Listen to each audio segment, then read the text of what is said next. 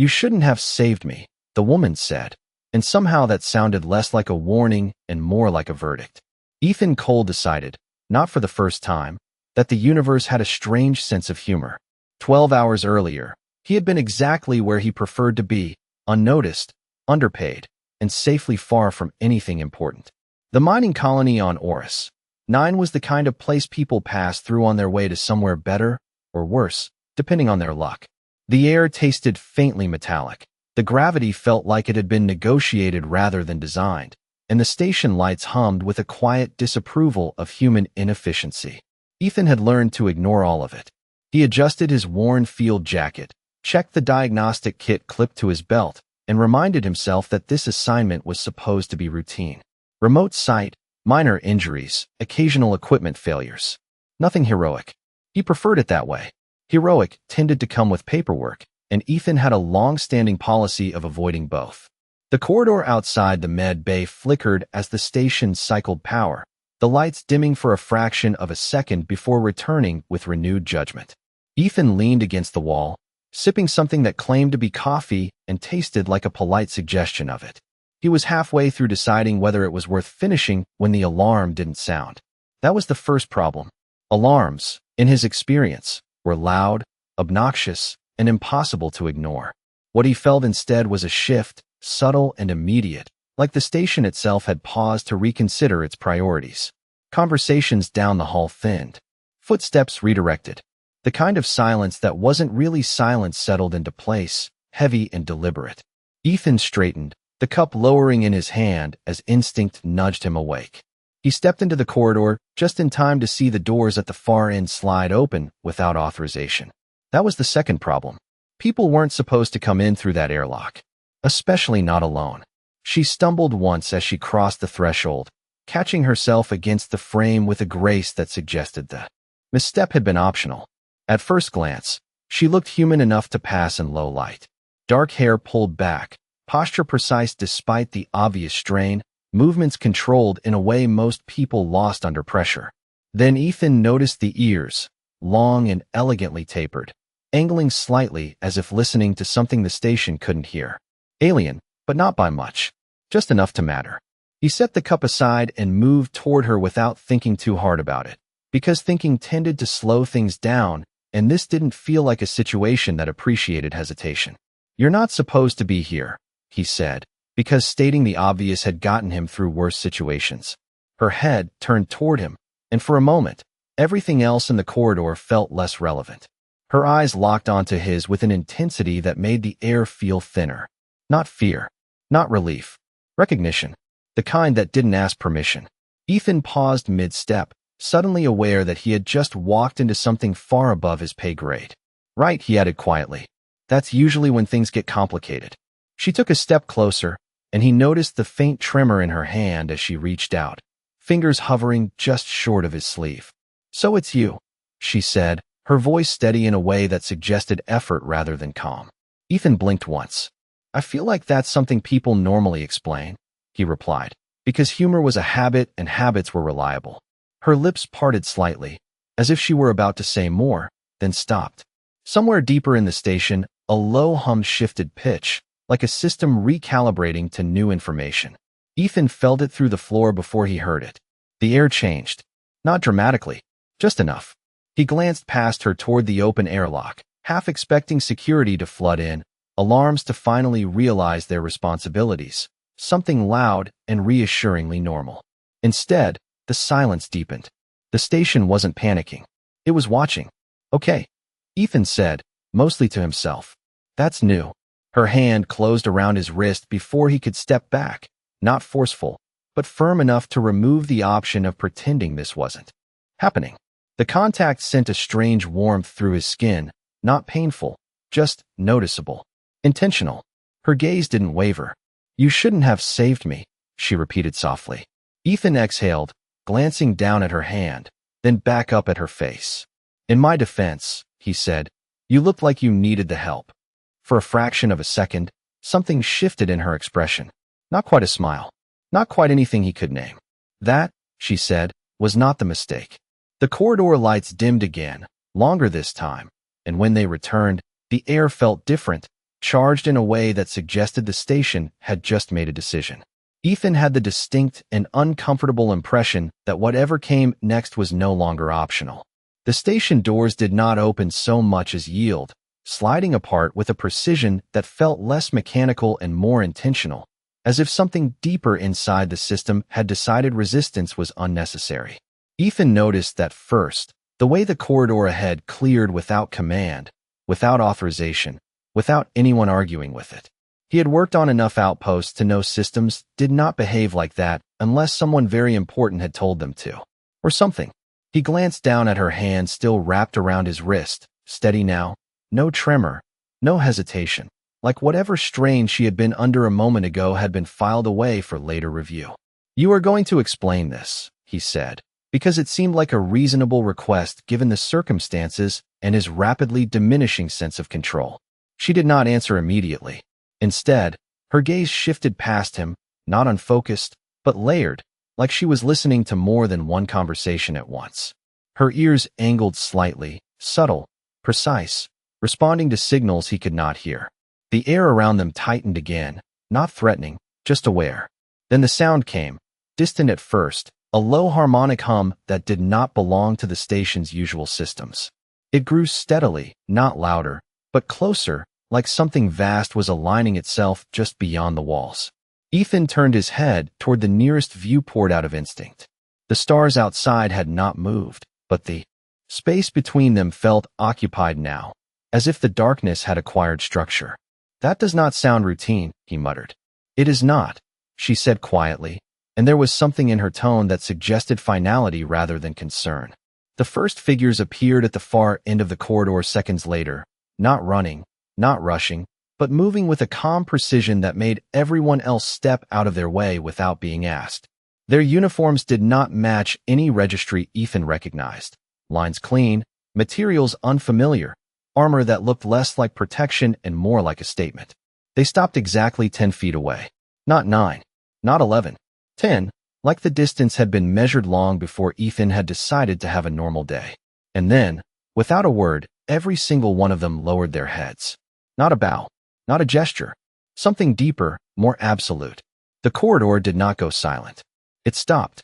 Ethan felt it in his chest, that strange pause in the world where even the station seemed to hold its breath, waiting for permission to continue. He looked from them to her, then back again, his brain attempting to reorganize reality into something manageable. "Okay," he said slowly, because slow felt safer. "Either I missed a very important memo, or you are about to tell me why a group of extremely well-equipped strangers just decided I am not the most important person in this hallway." Her fingers tightened slightly around his wrist, not enough to hurt, just enough to anchor. She stepped forward, and the distance between her and the waiting figures disappeared as if it had never existed. They lowered themselves further. Ethan had the uncomfortable realization that this was not for him. "Your Majesty," one of them said, voice controlled, steady, carrying the kind of weight that did not need volume to be heard. Ethan blinked. Once. Then again, because sometimes repetition helped. "Right?" he said under his breath. "That explains almost nothing." He looked back at her, searching for something familiar in her expression, some hint that this was still the same person who had stumbled through an unauthorized airlock 5 minutes ago. What he found instead was alignment. The strain was gone. The uncertainty was gone. What remained was presence, sharp and undeniable, like a star stepping out from behind a cloud. She released his wrist only long enough to turn fully toward the others, acknowledging them with the smallest incline of her head. Then she looked back at him, and the weight of that attention felt different now, not questioning, not searching, but certain. "It seems," Ethan said carefully, "that you forgot to mention a few details." A faint shift touched her expression, not quite amusement, not quite anything he could safely categorize. "There was no time," she replied. The lead figure stepped forward half a pace, stopping precisely at the invisible line they had established earlier. "Your Majesty," he said again, more softly this time. "The bond must be acknowledged." Ethan frowned. "The what?" he asked, because that word had entered the conversation far too casually for his liking. She did not look away from him when she answered. "The price," she said. The station lights flickered once more, longer this time, and somewhere deep within the structure, a system he had never heard before came online, its tone low, resonant, and very interested in him. Ethan felt the shift before he understood it, the subtle pull of something aligning, focusing, deciding. "I do not usually charge for first aid," he said, because humor was still the only tool he trusted, even when it was clearly outmatched. Her gaze softened by a fraction, just enough to make it more dangerous. "You misunderstand," she said quietly. "You already paid." The hum deepened. The figures around them did not move. The station did not object. And Ethan had the distinct and unwelcome feeling that whatever came next had been set in motion long before he ever walked into that corridor. The hum did not stay in the walls. Ethan realized that slowly, the way you notice a headache only after it has already settled in. It was inside the floor, inside the air, threading through the structure like a second heartbeat. The station had decided to grow without permission. He shifted his weight, just slightly, and felt it respond, not to his movement, but to him. That was new. That was deeply, professionally concerning. "All right," he said carefully, glancing between the silent figures and the woman who now stood with the kind of stillness that made everything else feel temporary. "When you say I already paid, I am going to need a receipt. Something itemized. Preferably refundable." No one laughed. That felt like an oversight. The lead figure lowered his head a fraction more, as if acknowledging something Ethan could not see. "The bond has recognized him," he said, not to Ethan, but to her, his tone carrying the quiet certainty of a system that did not make mistakes. Ethan frowned. "Recognized me as what?" he asked, because clarity seemed like a reasonable goal under the circumstances. The answer came from somewhere that was not a person. The walls did not speak, exactly, but the sound that followed had structure, cadence, intent. A voice assembled itself out of the hum, smooth and measured, like it had practiced being calm for a very long time. "Biological signature confirmed," it said. "Resonance alignment achieved. Royal continuity thread established." Ethan blinked slowly. "I am going to pretend I understood that," he said. "Now I am going to ask you to explain it in a way that does not sound like a science project decided to become self-aware." The woman's gaze remained fixed on him, but something beneath it shifted, a layer of calculation giving way to something quieter, more certain. "Our systems do not respond to intent," she said. "They respond to truth." Ethan nodded once, because that sounded philosophical enough to be unhelpful. "That is very poetic," he replied. "Unfortunately, I am still missing the part where I agreed to any of this." Her ears angled slightly forward, a subtle change that somehow carried more weight than a raised voice ever could. "You did not need to agree," she said.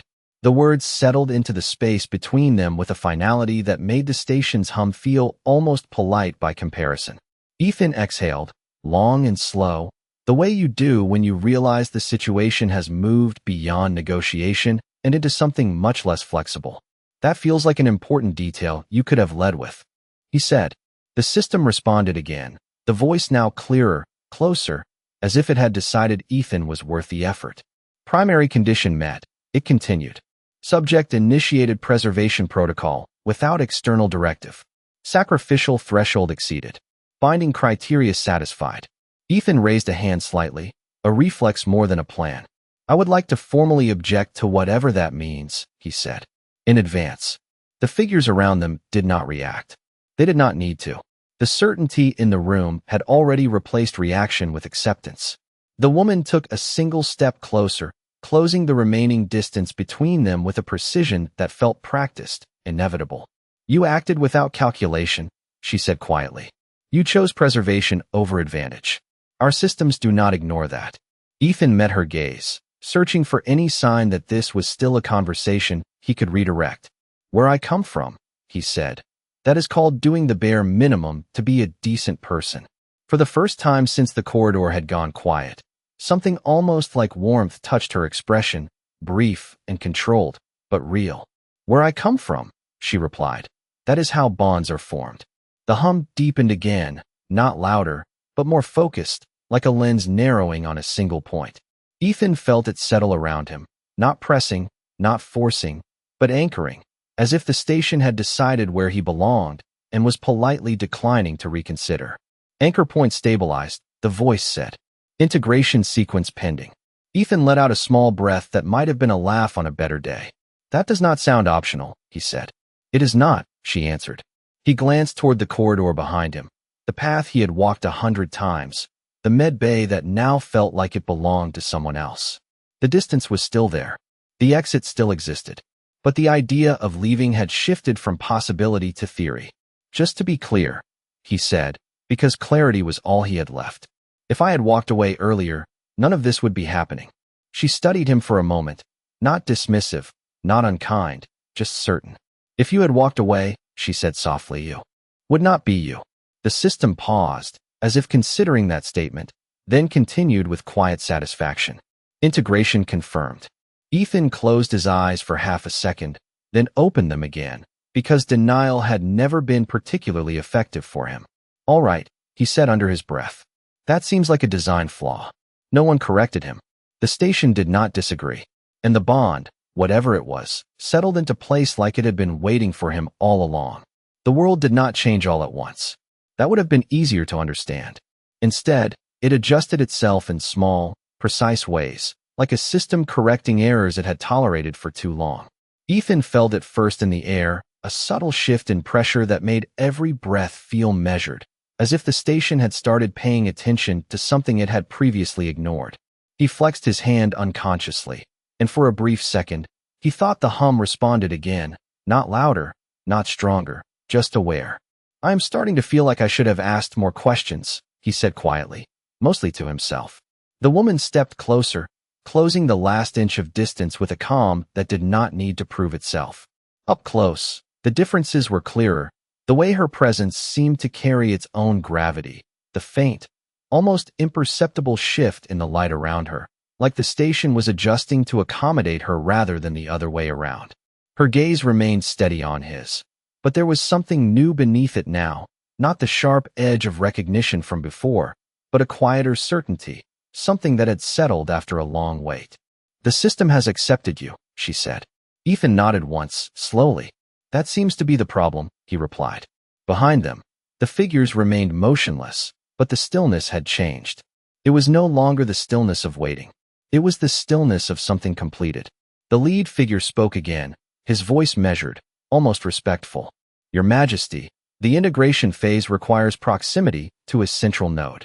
The station is insufficient. Ethan turned his head slightly. I am going to assume that means I am being relocated, he said. Please tell me that involves paperwork I can refuse. No one answered that. The silence was answer enough. The woman did not look at the others when she spoke.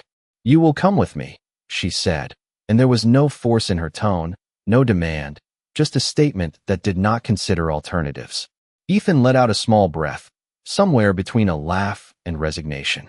I was afraid you were going to say that, he said. He glanced back down the corridor again, the familiar path now feeling like a memory rather than an option. The med bay, the quiet routine, the safe, predictable life he had been mildly dissatisfied with only hours ago, all of it seemed distant now, like something he had outgrown without realizing it. Just to clarify, he added, because he was not ready to give up on clarity entirely. This is not a request. Her eyes held his, unwavering. No, she said softly. It is not.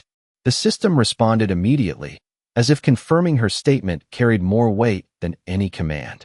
Transit sequence authorized, the voice said, smooth and final.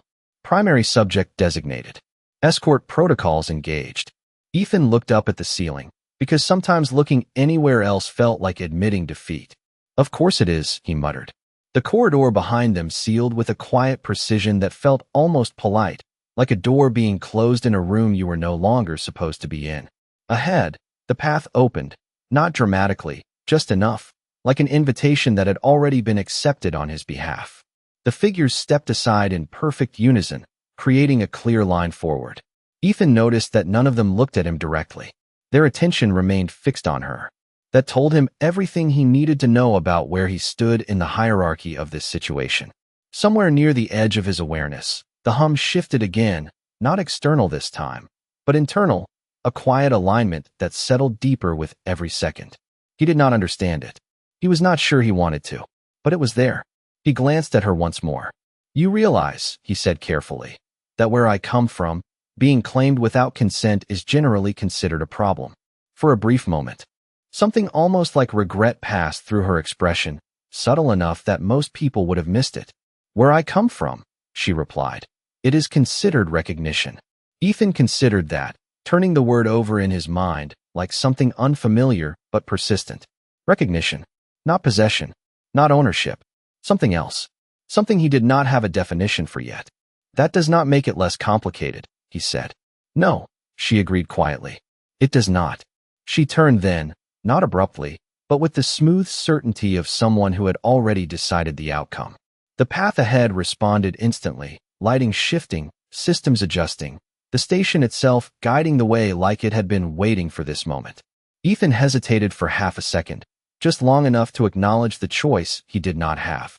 Then he followed, because staying had already stopped being an option, and leaving had never really been one to begin with. As they moved, the hum settled into a steady rhythm, quieter now, but deeper, like something that had found its place. Ethan glanced down at his hand again, half expecting to see something different, some visible sign that his life had just been reorganized without his input. There was nothing obvious. No mark. No glow. Just his hand, steady, familiar, unchanged in all the ways that mattered least. "That seems suspicious," he said under his breath. The system responded, not with words this time, but with a faint shift, like a confirmation waiting to be revealed. And somewhere ahead, beyond the reach of the station's ordinary systems, something much larger was already preparing to receive him. The station did not lead them to a shuttle bay so much as it rearranged itself until there was nowhere else to go. Ethan noticed that the corridors grew quieter the further they walked, not empty, but respectfully distant, like the rest of the outpost had decided to step aside without being told why. Doors opened before they reached them. Lights adjusted a fraction ahead of their steps. It felt less like movement and more like being guided, gently, but without room for error. "I am beginning to suspect I am not in charge of my schedule anymore," Ethan said, glancing sideways at her as they walked. "That would be an accurate assessment," she replied, her tone calm, almost considerate, which somehow made it worse. Ahead, the corridor widened into a chamber Ethan had never seen before, and he would have remembered it if he had.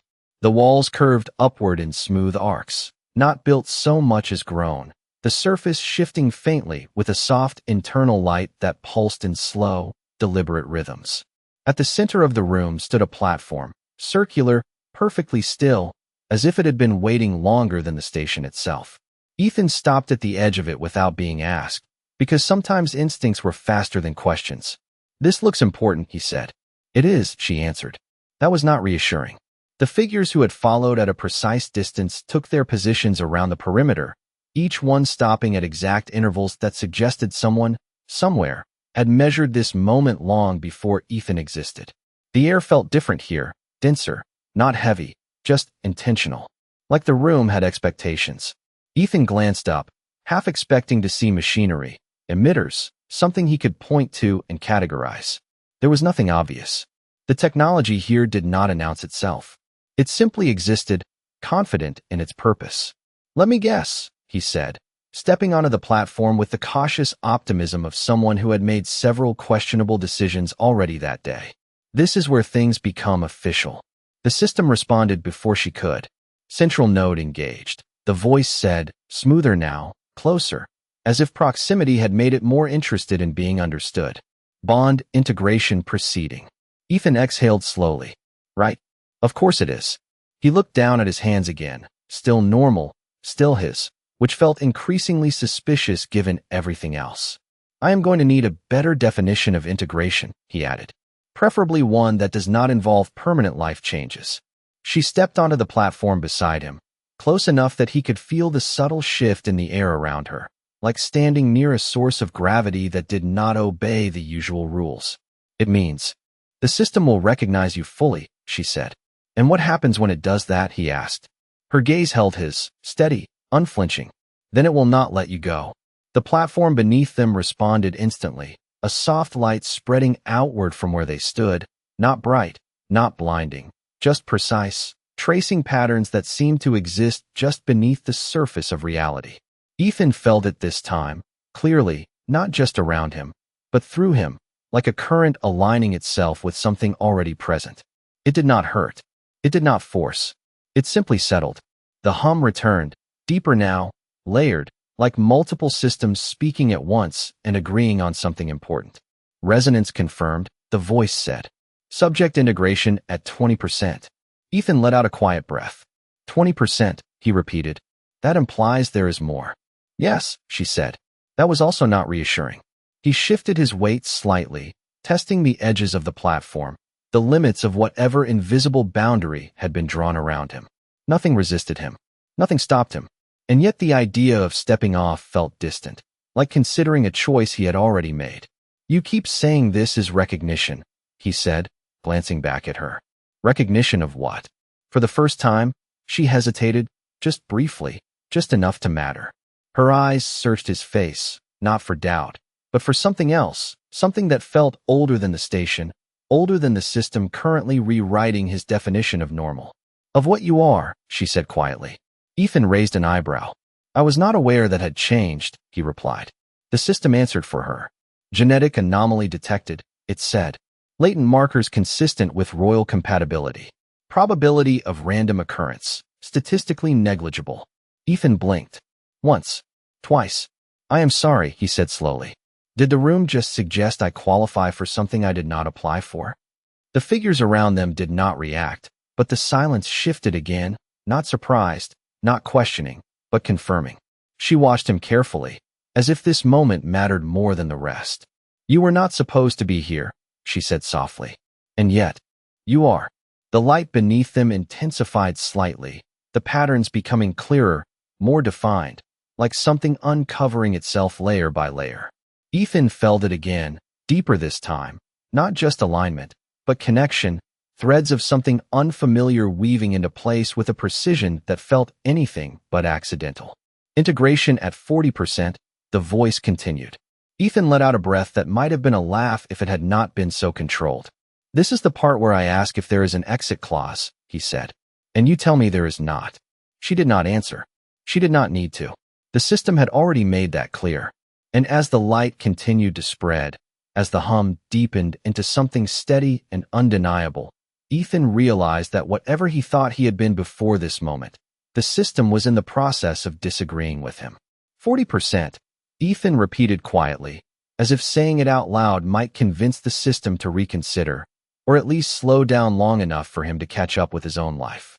The platform beneath his feet pulsed again, not brighter, just more certain, like it had passed the point where hesitation was part of the process. The air shifted in response, subtle but unmistakable, carrying a faint warmth that did not belong to the station's usual climate controls. It felt deliberate. He flexed his fingers again, testing the edges of his own body like he expected something to feel different this time. It did. Not in a way he could measure, not in inches or degrees or anything useful, but in a way that made the world feel slightly more aligned with him than it had been a few minutes ago. That was not comforting. I am going to say something, he began, glancing at her without stepping away from the center of the platform. And I need you to tell me if I am wrong. She did not interrupt. She did not move. She simply watched him with that same steady focus, as if this moment mattered more than the system's calculations. This thing, he continued, gesturing lightly to the air, the platform, the invisible structure currently rewriting his definition of normal, is not just reacting to me. It is expecting me. The hum shifted again, almost approving. The system responded immediately, its voice smoother now, less mechanical, like proximity had made it more invested. Expectation threshold validated, it said. Subject alignment predates current encounter. Ethan blinked once, slow, deliberate. I am sorry, he said. Did the room just suggest this was planned? Not planned, she said softly. Prepared. That was worse.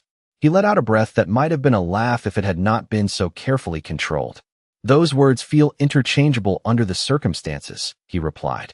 The light beneath them expanded slightly, the patterns now clearer, more intricate, like something ancient was revealing a language he was not supposed to understand but somehow could. Not consciously. Not yet.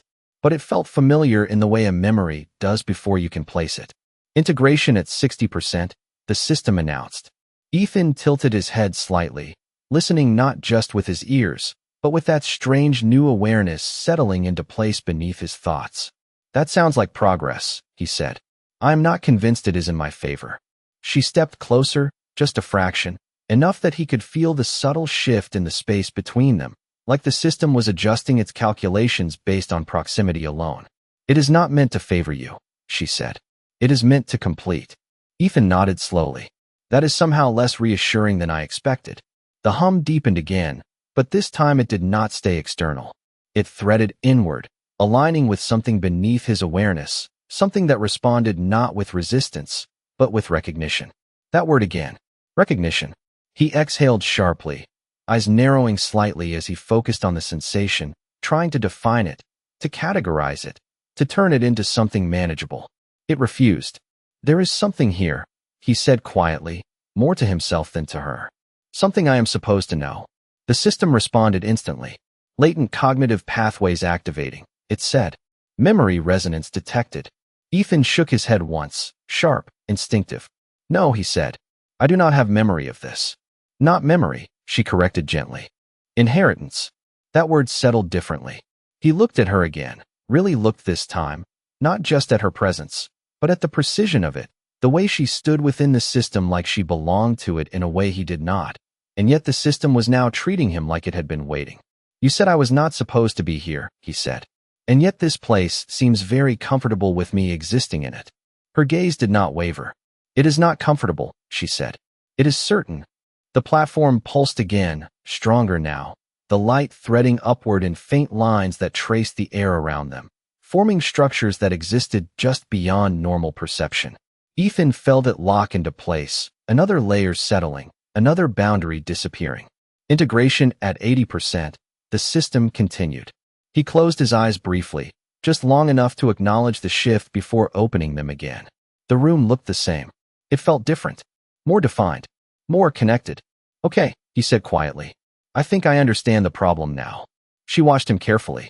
And what is that? She asked. Ethan let out a slow breath, the humor in his voice thinner now, more deliberate. This is not making me something new, he said. It is removing whatever was hiding it. For the first time, she did not respond immediately. The silence that followed was not uncertainty. It was confirmation. The system spoke again, its tone almost satisfied. Final phase initiating, it said. Identity convergence imminent. Ethan looked down at his hands one more time, then back up at her, the question forming even as he already suspected the answer. And when that finishes, he said, what exactly am I supposed to be? She held his gaze, steady, unflinching, and this time, there was no hesitation at all. Mine, she said quietly. The light surged, not violently, not overwhelmingly, just completely, and the system reached its conclusion with absolute certainty. Integration at 100%. And for a brief, silent moment, the universe did not feel unfamiliar anymore. It felt recognized. For a moment, nothing moved. Not the light, not the air, not even the quiet hum that had threaded itself through every layer of the station. It was not silence. It was completion. Ethan stood at the center of the platform, aware of his own breathing in a way that felt newly deliberate, like each inhale had to pass through something that had not existed before. He did not feel stronger. He did not feel different in any obvious way, but the world no longer felt separate from him. That was the problem. He exhaled slowly, eyes adjusting to a room that had not changed visually, but had rearranged itself in meaning. The patterns beneath the platform faded, not disappearing, just settling back into whatever layer of reality they had come from, as if their job had been completed and they no longer needed to prove it. Well, he said quietly, because words still felt like something he could control, that seems permanent. The system did not respond. It did not need to. The absence of correction felt more final than any confirmation. He flexed his hand again, slower this time, paying attention not to the movement, but to the subtle awareness that followed it, like the station was no longer just a place he stood in, but something that acknowledged him in return. Not watched, not monitored, acknowledged. That was worse. He looked at her. She had not moved since the final phase completed, but something about her presence had shifted as well, not outwardly, but in the way the space around her aligned more cleanly, more precisely. The system was no longer adjusting to her. It was complete with her. And now, apparently, with him. I have a question, Ethan said, because asking questions was still preferable to accepting answers he did not fully understand. You said this was recognition. She nodded once, the motion controlled, measured, like everything else about her. Yes. He considered that, turning it over carefully. Recognition implies something existed before, he said. Something that needed to be seen. Her gaze held his, steady, unwavering. It did. That answer landed differently now. Before, it would have sounded cryptic, abstract, something he could dismiss as cultural difference or alien philosophy. Now it felt accurate. That was the unsettling part. He glanced down again, not expecting to see anything new, and still finding himself checking, just in case. His hands were still his. His body felt the same. But the way he understood himself had shifted slightly, like a word he had known his entire life had just acquired a second meaning. So what exactly was hiding? He asked quietly. She did not answer immediately. Instead, she stepped closer, not into his space, but into alignment with it, the distance between them now feeling less like separation and more like a boundary that no longer served a purpose. Not hiding, she said. Waiting. Ethan let out a small breath that almost resembled a laugh. That feels like a generous interpretation, he replied. Around them, the figures who had remained perfectly still throughout the entire process shifted for the first time, not breaking formation, but adjusting in a way that suggested a transition had occurred. Their posture changed subtly, not less formal, but differently formal, like the rules they were following had just updated. One of them stepped forward slightly, lowering his head again, but this time the gesture included Ethan. Acknowledgement complete, he said. The bond is recognized by the court. Ethan blinked once. There is a court, he said. Of course there is. He looked back at her, searching her expression for any sign that this was negotiable, reversible, something he could eventually walk away from with a good story and a strong preference for avoiding similar situations in the future. He did not find it. What he found instead was certainty. Not imposed, not forced, just present. You said it would not let me go, he said. Does that mean I cannot leave? She considered that, not dismissing the question, not avoiding it, just evaluating it. You can leave this place, she said, but not the bond. Ethan nodded slowly. So geographically flexible, he murmured. Emotionally and existentially less so. That earned the faintest shift in her expression, not quite a smile, but close enough to register. The system remained quiet now, no longer announcing, no longer explaining. It had already done what it needed to do. The rest, apparently, was up to them. Ethan glanced once more at the room, at the platform, at the space where his life had just been reorganized without consultation. Then he looked back at her. All right, he said quietly. If this is permanent, then I am going to need to understand what comes next. Her gaze did not waver. You come with me, she said, and you learn why you were recognized. Ethan exhaled slowly, the weight of that sentence settling into place with the same quiet certainty as the bond itself. That sounds like a long explanation, he said. It is, she replied. The path behind them remained closed. The path ahead, however, had already begun to open, the station adjusting once more, not to guide him this time, but to follow a direction he had not chosen and yet somehow felt inevitable. And for the first time since this began, Ethan had the distinct and unsettling impression that whatever he had just become, it was only the beginning. The station did not celebrate what had just happened. It did not announce it, did not mark the moment with anything dramatic or visible. It simply adjusted, the way a structure does when a missing piece is finally placed exactly where it was always meant to go. Ethan stepped off the platform slowly, half expecting resistance this time, some invisible force acknowledging the boundary he had just crossed. There was none. His feet met the floor with the same quiet certainty as before, but the difference was no longer in the environment. It was in him. The hum that had once surrounded him now followed, subtle and steady, like a second awareness running parallel to his own thoughts. He did not like that. He liked it, even less that part of him understood it without explanation. I am going to need to establish some ground rules, he said as he glanced at her, falling into step beside her without being told. Preferably ones that include personal space and informed consent. She moved with the same controlled precision as before, but now there was no distance between her and the system guiding them. The station responded to her presence the way a conversation responds to a speaker it recognizes. You will have space, she said. You will have answers. Ethan nodded once. That is encouraging, he replied. You will not have separation, she added. He exhaled through his nose. There it is, he said quietly. The corridor ahead shifted again, opening into a passage Ethan knew had not existed when he arrived on this station. The walls here were smoother, less mechanical, more intentional, like they had been designed with purpose rather than function. The light followed their movement, not leading, not guiding, just accompanying, like it had decided to be present for whatever came next. The figures behind them did not follow this time. Ethan noticed that without turning around, the awareness settling into place, making the absence as clear as the presence had been before. Your escort is gone, he said. They are not required, she replied. That seems optimistic, he muttered. She glanced at him, not dismissing the comment, but not agreeing with it either. They were never for you, she said. They were for the system. Ethan considered that, filing it away under things that made sense in a way he did not entirely trust. They walked in silence for a moment, the kind that was not uncomfortable, just full. Ethan became aware of details he would have missed before, the faint variations in the light, the subtle shift in air pressure as they moved, the way the station seemed to anticipate their direction before they reached each turn. It was not guessing. It was aligning.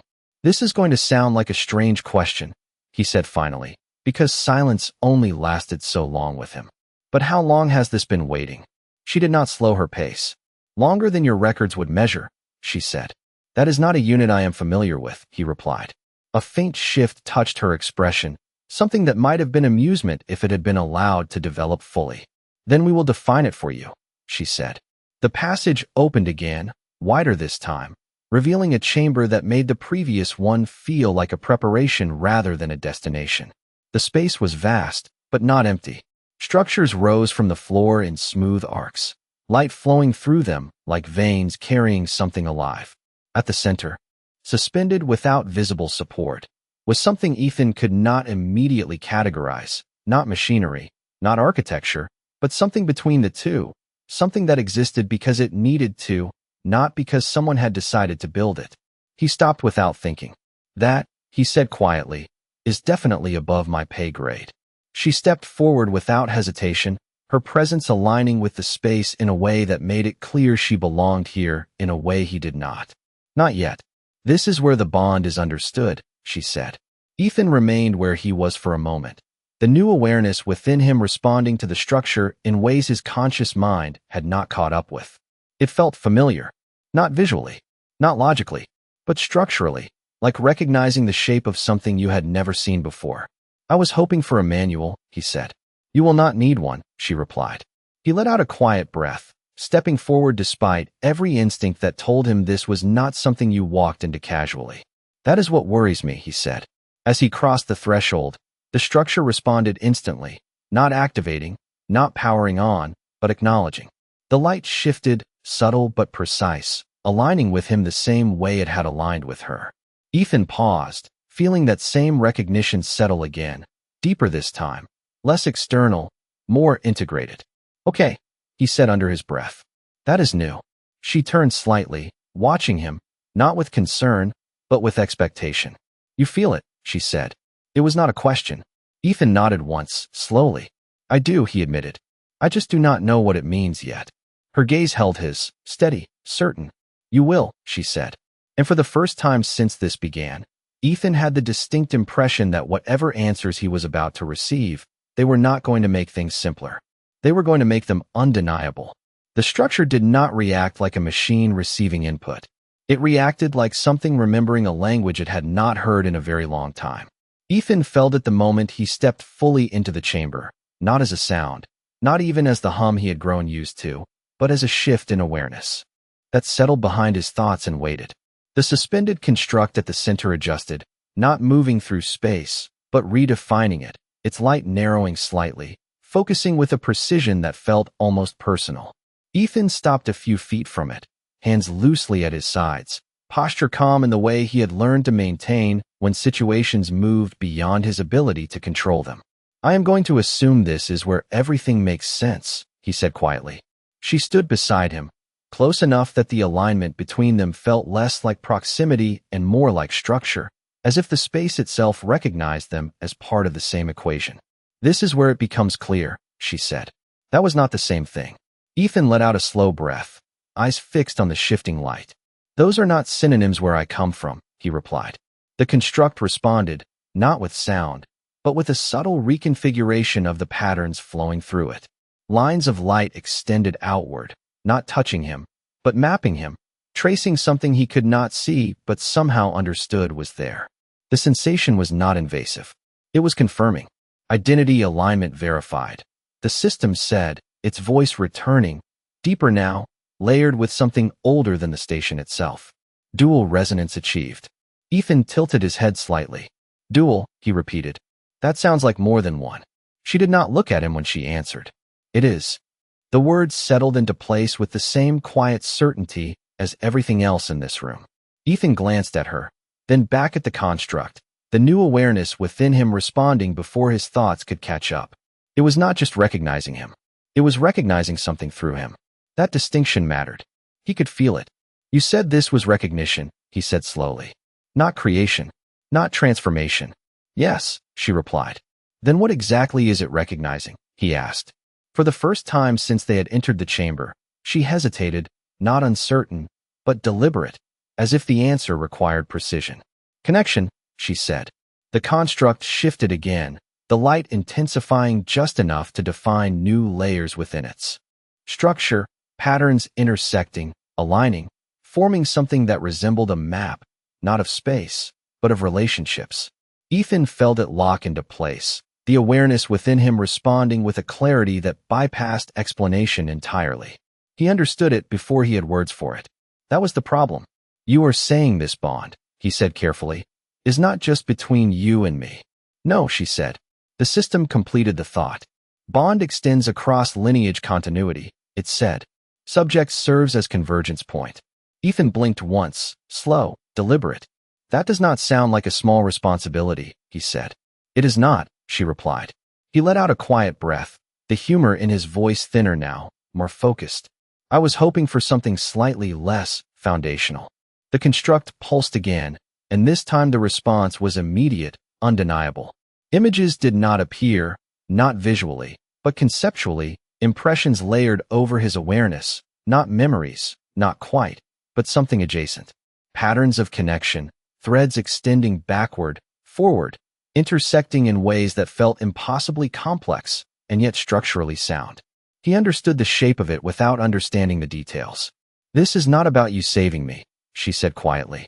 Ethan glanced at her, the weight of that statement settling instantly. No, he said. It is not. The system confirmed it with quiet finality. Preservation event triggered activation, it said. Underlying compatibility predates incident. Ethan exhaled slowly, the realization forming not as a shock, but as something that had been building since the moment he stepped into that corridor. So this was always going to happen, he said. She met his gaze fully now, no hesitation, no restraint. No, she said. It was always waiting to happen. That difference mattered. He could feel it in the way the structure aligned, in the way the system responded, in the way the awareness within him settled into something that no longer felt foreign.